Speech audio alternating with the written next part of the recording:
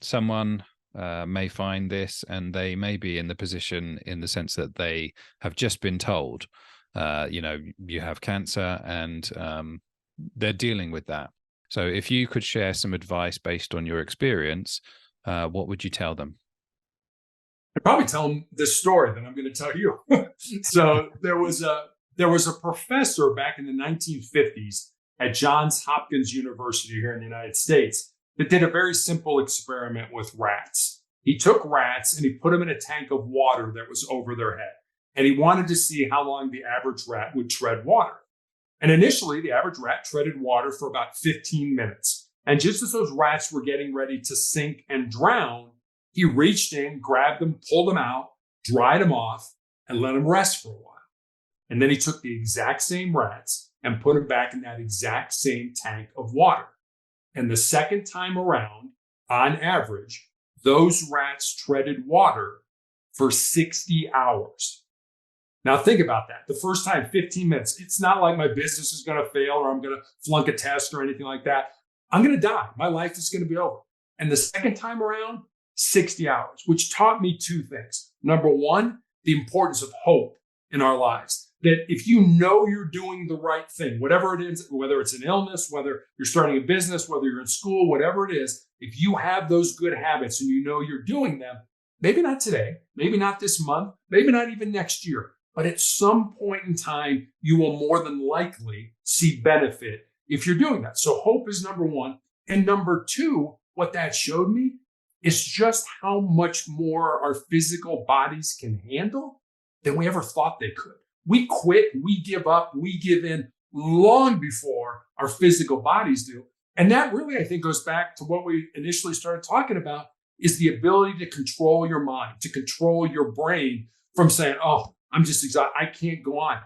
You can go on. I have a good friend of mine who works with my wife, who's a former Navy SEAL. That's a part of the military here in the United States, some of the toughest people in the world. And the SEALs have what they call their 40% rule, which basically says, if you're done, if you're at the end of your rope, if you can't go on, you're only at 40% of your maximum. You still have another 60% left in reserve to give to yourself. So this is a long-winded answer to your question, and I apologize, but it really is, when you get to that point, I just can't go on. Understand you're only at 40% and you still have another 60% left to give to yourself.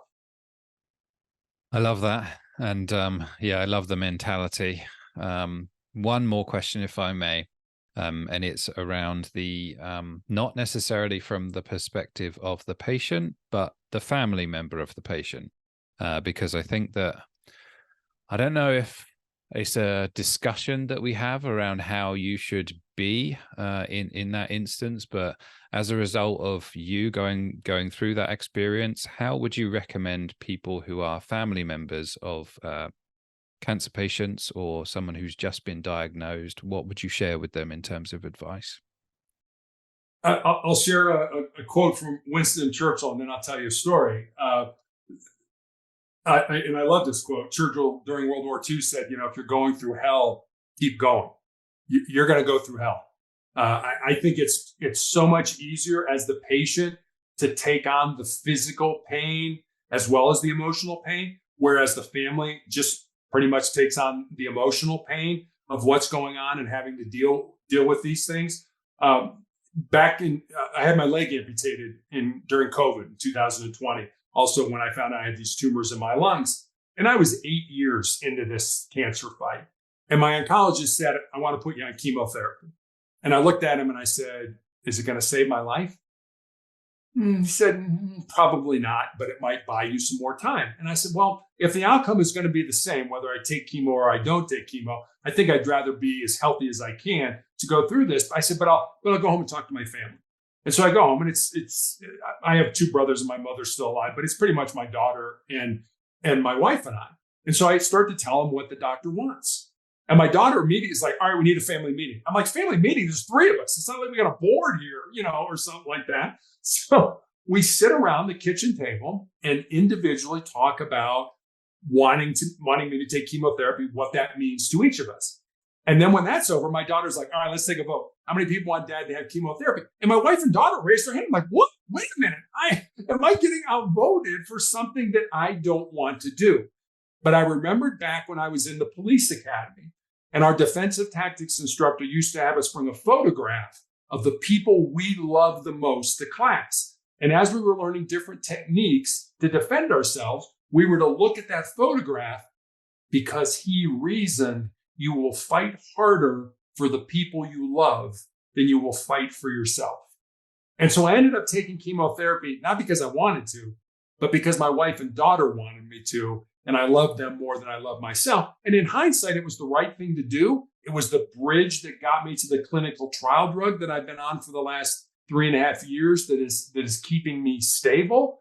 But it certainly wasn't something when I went home that I had any interest in doing. But again, my family, incredibly important. Be involved. Get involved with ask the questions. Ask the hard questions. How do you feel? You look like you feel like crap right now. Are you okay? Ask those hard questions. We want those questions asked because I think cancer tends to isolate you, certainly from your friends and then your family. And I think eventually from yourself. So ask those hard questions that, maybe you think are uncomfortable. You need to have those tough discussions.